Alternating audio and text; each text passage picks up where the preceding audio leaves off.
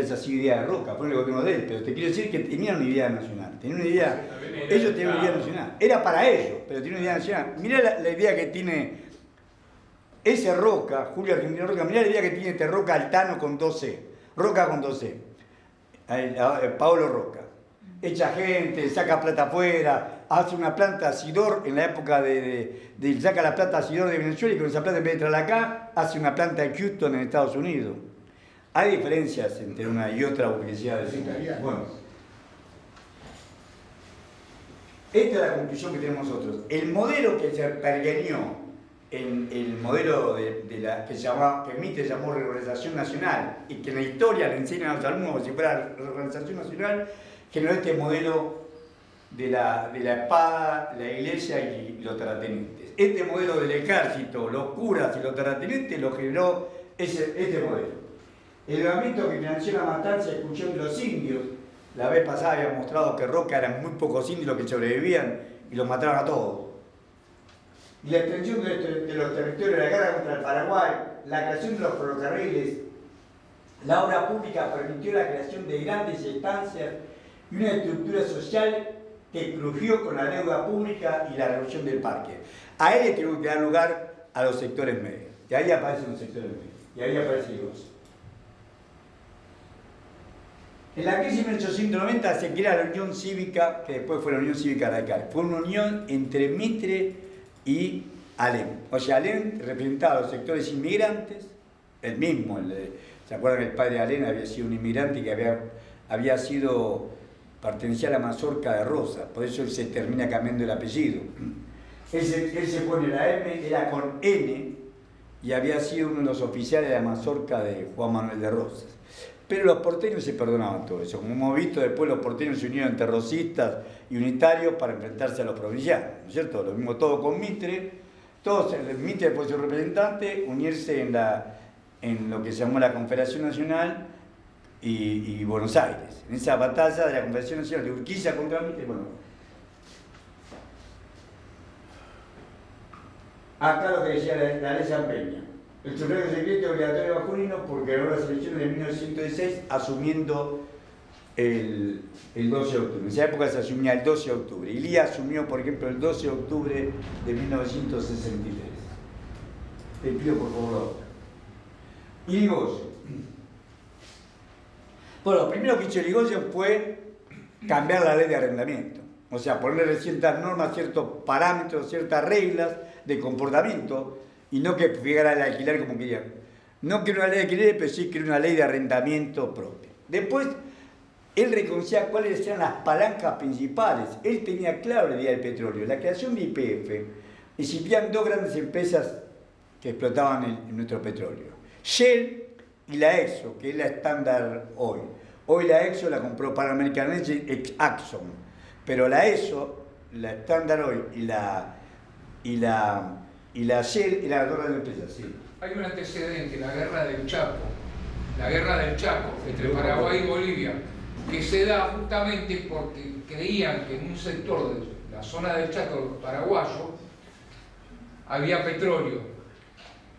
Bolivia estaba apañado por la Shell y Paraguay por la Action. O sea, Paraguay con la Shell y Exxon. Una guerra de compañías petroleras.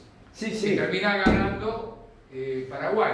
Y que a la postre creo que en esa zona por la que peleaban no había nada de petróleo. Era de muy mala calidad. Era de muy petróleo. Mirá, mi abuelo materno es boliviano y peleó en esa guerra. Ellos eran de La Paz y hicieron una pelea en el Boquerón en Paraguay. Sí, era eso, es verdad, lo que decís vos. Y gracias por lo que era tan fuerte el poder de obtener la renta, porque lo mismo que quieren hacer ahora, nada más que ahora lo hacen con el RIGI y lo votan nuestros diputados y nuestros senadores. Pero en ese momento lo hicieron por las armas.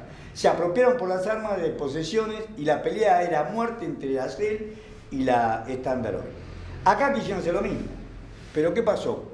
En esa época no teníamos fuerza aérea y la aeronáutica dependía del ejército. El general Mosconi, que estaba a cargo de la aeronáutica, tenía que hacer pruebas de la aviación.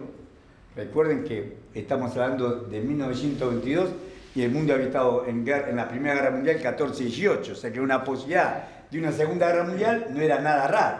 Entonces la Argentina quería tener su propia aviación, el ejército dependía de esa época, no era fuerza independiente, dependía del ejército, y no le quisieron vender porque le debían plata.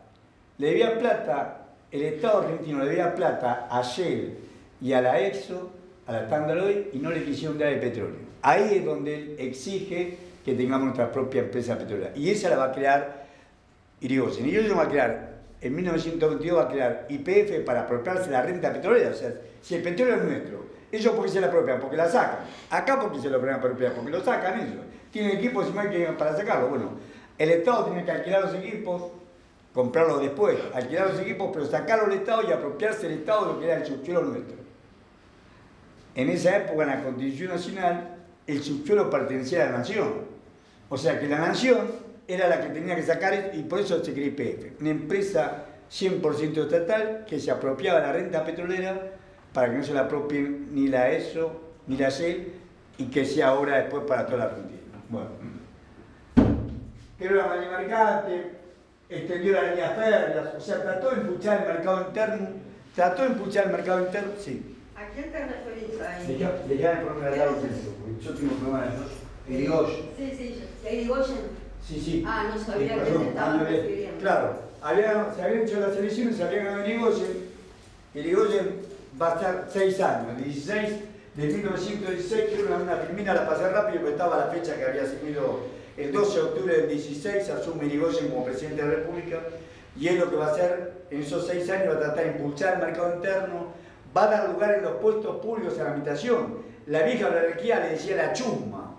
La chusma, a mí me causa gracia porque había una película, una serie mexicana del Chavo, que le dice no te juntes con esa chusma. Bueno, la misma palabra le decía la chusma, le decía la oligarquía a los que radicales que empezaban a copar la habitación pública. Bueno, esto, te pido por favor la otra. La política del Poder Ejecutivo es mantener el poder del Estado la explotación de fuentes naturales de riqueza, obviamente el petróleo, cuyos productos son elementos vitales del desarrollo del país. El Estado debe tener una posición cada día más preponderante en las actividades industriales que respondan principalmente a la realización de los servicios públicos. Acá tenía, en esta frase de Irigoyen, clara la propuesta de Irigoyen, y yo quería industrializar el país. Recuerden que la oligarquía nuestra, recuerden esa discusión entre Pedro Ferrer y Rosa Patrón. Ellos querían hacer una gran instancia que no industrializa nada. Y era al revés, querían industrializar, es más, después ellos se van a agarrar a un economista, ahora vamos a ver, que se llama Friedrich List, que List dice que no hay que tener riqueza, hay que generar riqueza. Bueno, pero la riqueza la podés tener, la podés perder, si no tenés forma de generarla. Y la forma de generar la riqueza era a través de la industria, porque nosotros teníamos años muy buenos, de buena cosecha, y después venía la sequía y perdía todo. O sea, vos tenías buenos años, las 7 vacas gordas y las 7 vacas flacas de la mitología de la Biblia, bueno, eso es lo que pasaba. Vos tenías buena cosecha, estaba todo bárbaro. Tenés mala cosecha y estábamos todos donde el mango viejo Gómez. O sea, estábamos en una situación que dependíamos del campo. Para independizarte de esto, vos tenías que crear tu propia riqueza, y en esa riqueza tenías mayor trabajo. O sea, generaba trabajo que era la industria. Ese era el precepto de Irigoyen. La otra frase. Domingo Salaverry fue el primer ministro de Economía que duró 6 años.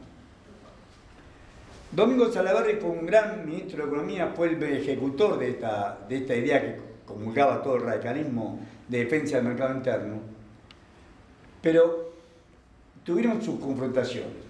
Había un gran patrón, que era Patrón Costa, que tenía un ingenio, San Martín estaba acá en Salta, que era el ingenio más grande de la época. Todavía Pedro Blaquier, en realidad Sarrita, era un pequeño ingenio de Jujuy al lado de San Martín estaba acá. Tenían policía propia, estación de tren, escuela, todo. Toda una ciudad al lado de San Martín estaba acá. Y estaba enfrentado al gobierno. Entonces el gobierno propició la compra del azúcar y la exportación de azúcar de los ingenios tucumanos, que tampoco eran mejor personas, pero por lo menos estaban fragmentados, estaban divididos. Había ingleses, la corona, o sea, pero estaban divididos. En cambio el otro era conservador, enfrentado al gobierno de Irigoyen, que era Robustiano Patrón Costa, enfrentado al gobierno de Irigoyen, y Salaverry cumplió la orden de boicotear en las licitaciones públicas boicotearon las licitaciones públicas a Patrón Costa y lo mismo hacia los cupos de exportación. Nunca figuraba ninguno. Le hizo juicio, atentó contra su forma de actuar y de pensar, y Salaverry se pegó un tiro, se mató. Pero independientemente de eso, lo que él hizo fue lo siguiente. Fue la primera vez, claro, el gobierno eran todos conservadores, se iban a cobrar impuestos a la ganancia a ellos. La primera vez que le quiso cobrar impuestos a la ganancia a las estancias y a las empresas, a los comercios, fue Domingo Salaverry. La primera vez que trató de cumplir el impuesto a la ganancia en la Argentina. Después lo van a crear Uriburu va a crear. Que te diga, acá tengo un contador que me canté. En 1932, Uriburu va a crear la ley 11.683 de procedimiento fiscal, donde no solamente crea el impuesto a la ganancia, sino que crea un beneficio para ellos, el secreto fiscal. O sea, ninguno puede saber la declaración jurada del otro porque es secreto fiscal. Ese secreto fiscal es... Los tres principales secretos en la economía argentina fueron todos creados por la dictadura militar. El 11.683 por Uriburu, la 17.811, el secreto bursátil por Onganía en 1968 y el secreto financiero por la 21.526 de Videla y Martínez Dios en 1977.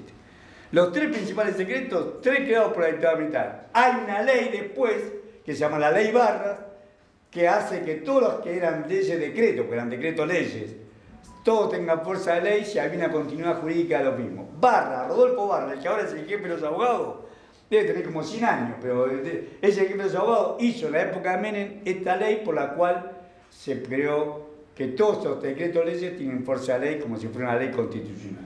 Bueno, el otro, te pido por favor. Rafael Herrera Vega, estuvo nada más que un año.